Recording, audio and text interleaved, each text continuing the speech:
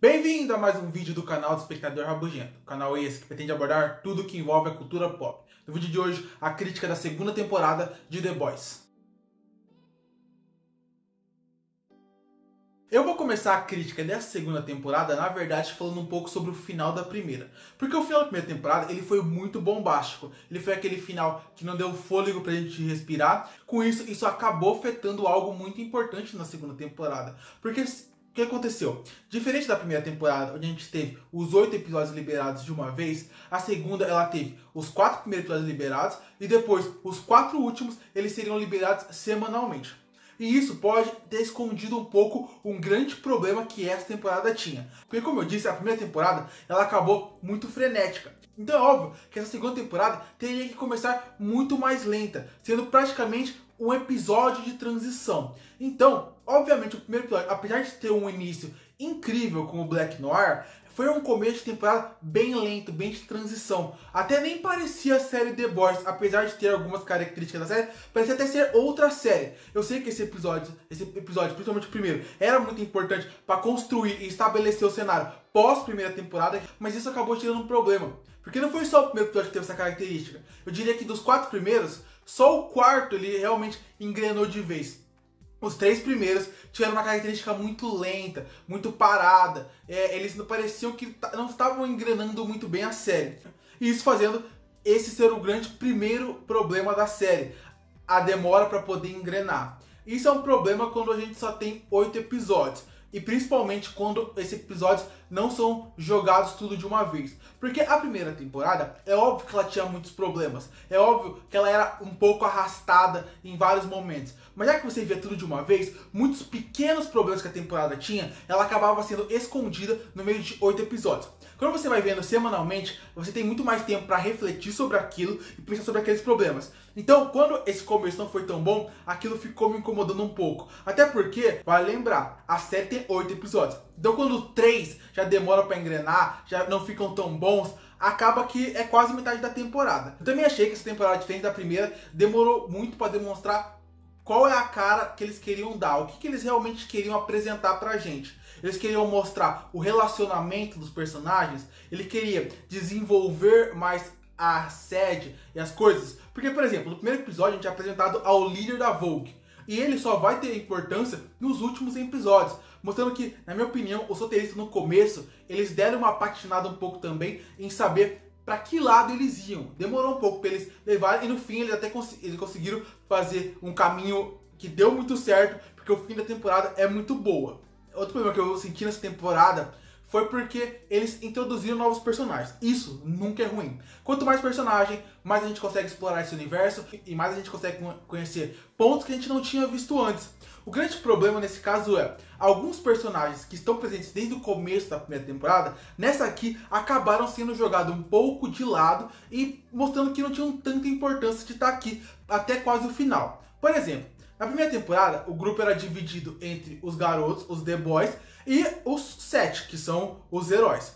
Nesse caso, os heróis eles tinham tanto espaço contra os 7 e todos foram bem explorados. Na segunda temporada, já que introduziram novos vilões, novas dinâmicas, colocaram o grande chefão da Vogue dentro da temporada, acabou que os núcleos se separaram muito. Com isso é óbvio que alguns personagens seriam jogados de lado. Isso me incomodou um pouco, porque, por exemplo, eu gostei muito da primeira temporada do French e da Kimiko. Eu achava aqueles personagens muito interessantes. Nessa temporada eles estavam muito deslocados. Até quase o final, apesar da Kimiko até ter uma certa importância por causa do irmão dela que é apresentado nessa temporada, eu acho que eles foram totalmente jogados de lado. Outro elemento muito forte da primeira temporada era o relacionamento da Starlight com o Hugh, que nunca teve química e que eu esperava que na segunda temporada eles trabalhassem melhor isso. Não aconteceu. Tanto que no último episódio eles deixaram claro que eles se separaram e que eles não vão continuar juntos na segunda temporada. Ainda bem, porque era um casal que não tinha química nenhuma e só atrapalhava a série. Então eu vejo isso como problema porque alguns personagens muito interessantes foram jogados de lado durante quase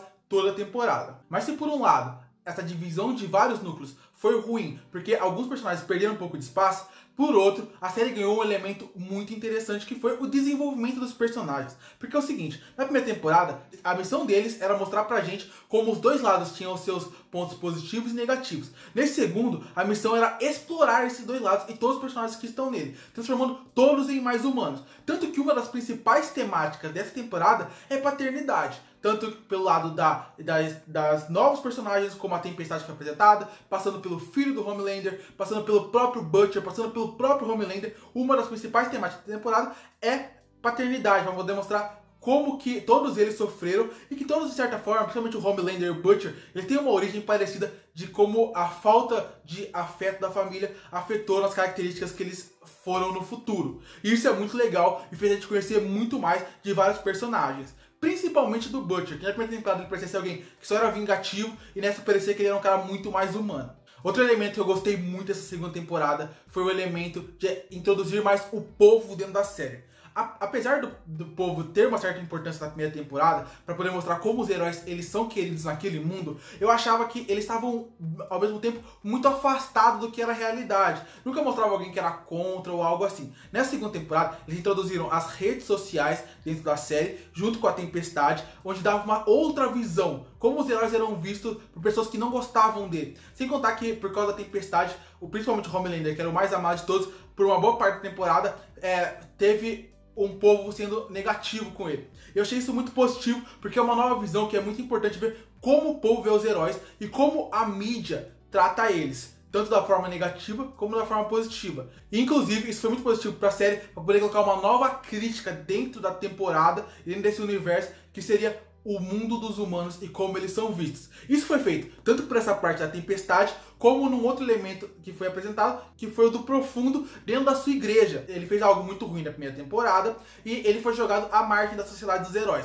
Nessa segunda temporada ele está sendo resgatado por uma igreja. E aí também tem toda uma ideia de como a fé afeta e como as pessoas veem a fé e como a opinião das pessoas mudou muito por pequenos fatores que às vezes são só manipulados pela mídia. Algo que eu acho muito interessante. Outro fator que eu gostei muito da temporada foi do sexto episódio pra frente.